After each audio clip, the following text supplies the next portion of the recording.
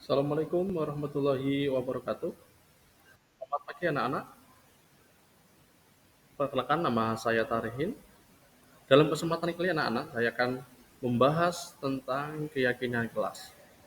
Ayo, siapa yang kira-kira sudah tahu tentang keyakinan kelas? Atau pernah mendengar? Nah, betul sekali. Keyakinan kelas ini adalah suatu mungkin kalau kita dulu kita kenal dengan namanya peraturan atau tertib ya peraturan lah, keperaturan. Jadi kalau sekarang ada istilah baru yang namanya keyakinan kelas. Kalau peraturan anak-anak, kalau peraturan itu dibuat secara sepihak. Peraturan kelas berarti biasanya dibuat dari wali kelas, betul sekali, wali kelas. Tetapi kalau keyakinan kelas anak-anak kita buat bersama dari warga kelas. Jadi kita nanti maju satu persatu, nanti menuliskan kira-kira keyakinan kelas apa yang akan kita buat. Nah, kemudian setelah keyakinan kelas, kemudian menjadi suatu produk yang namanya kesepakatan kelas. Nah, anak-anak, jadi keyakinan kelas itu merupakan suatu yang dapat diterapkan di lingkungan kelas tersebut. Pembuatan keyakinan melibatkan dari semua warga kelas melalui kegiatan curah pendapat. Nah, tadi sudah saya sampaikan, curah pendapat ini bisa berbentuk apa anak-anak nanti maju satu persatu, pakai klip not ditulis satu persatu, kemudian ditempel di depan, itu namanya curah pendapat.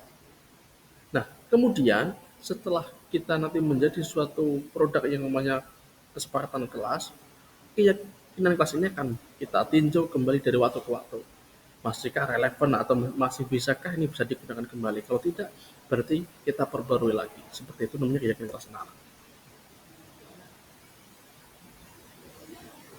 Nah, dalam keyakinan kelas ini ada kegiatan yang tampak seperti dan tidak tampak seperti. Jadi ada tersedia dua butir keyakinan kelas yang disediakan dalam bentuk tabel T. Nanti sudah ada nama tabel T ya. Tuliskan gagasan Anda tentang contoh perwujudan dari dua keyakinan tersebut, tampak seperti apa dan tidak tampak seperti apa. Nah, keyakinan kelas itu selalu berbentuk atau selalu positif, bersikap positif.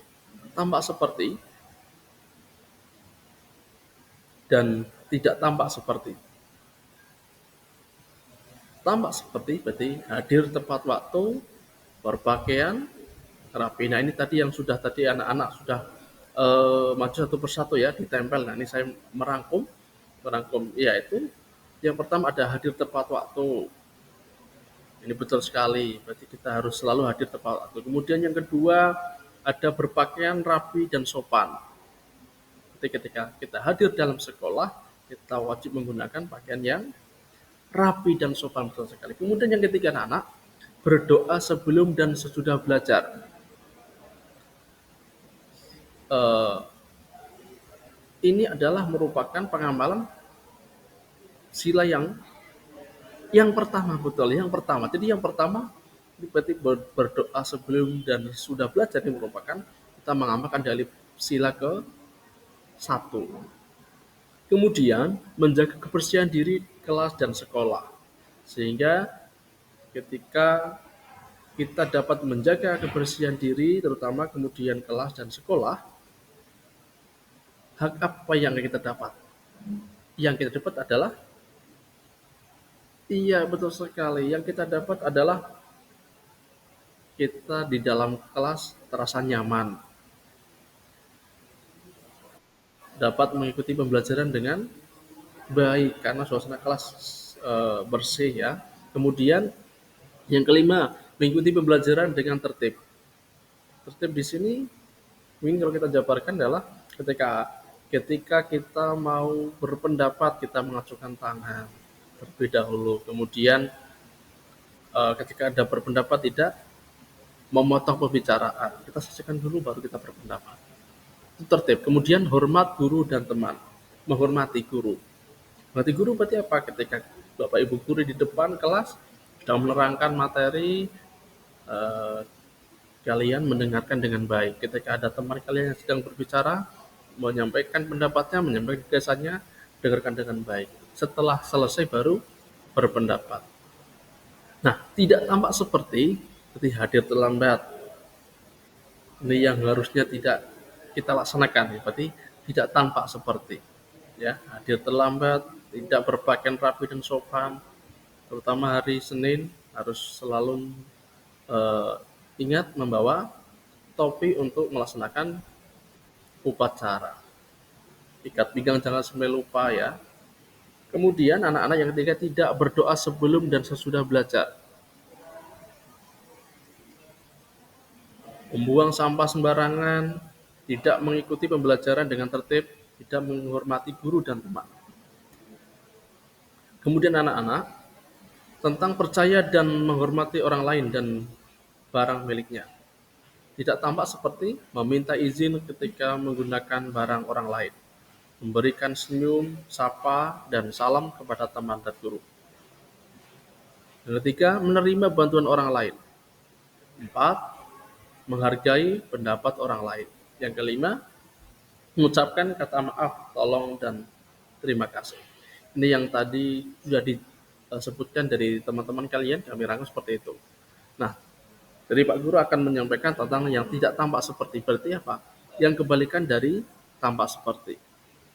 Tidak meminta izin menggunakan barang orang lain, bersikap acuh kepada teman dan guru, kemudian tidak mau menerima bantuan orang lain, tidak menghargai pendapat orang lain, enggan mengucapkan kata maaf dan terima kasih.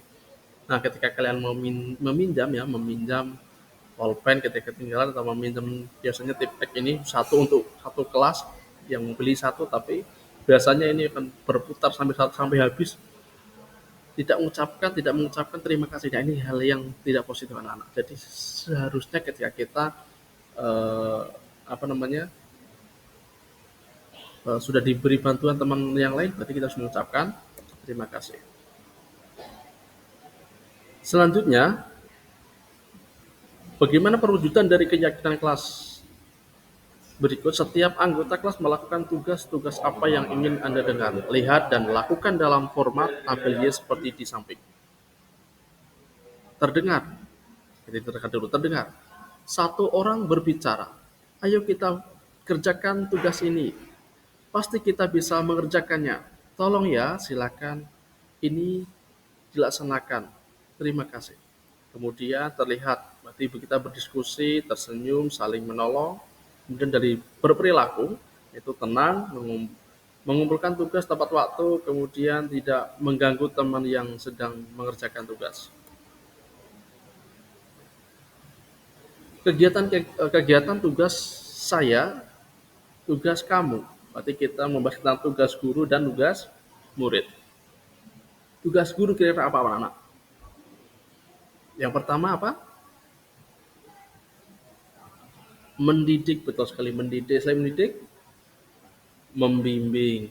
Kemudian mengajar. Nah, biasanya poinnya 3 ini. Mendidik, membimbing, mengajar, ya. Mendidik berarti yang hubungannya dengan perilaku. Kalau mengajar knowledge-nya berarti mentransfer ilmunya. Kemudian selain itu apa lagi? Mengarahkan. Setelah mendidik biasanya hubungannya dengan apa lagi? Menilai, melatih. Melatih ini cenderung dengan kegiatan-kegiatan yang biasanya kalau ada lomba seperti itu, ya. Kemudian mengevaluasi, mendorong refleksi setelah pembelajaran. Tugas murid apa, anak-anak? Menuntut ilmu, apalagi memelihara semangat belajar, apalagi menyelesaikan tugas. Seperti setiap tugas harus diselesaikannya. Kemudian apalagi menjalankan peraturan. Sebetulnya peraturan itu apa ya? Menjalankan kesepakatan kelas, ya. Nanti kita berpikir. Kemudian melaksanakan keyakinan kelas, menggali dan mengembangkan potensi, mendengarkan guru. Paham, anak-anak? Apakah ada pertanyaan tentang keyakinan kelas?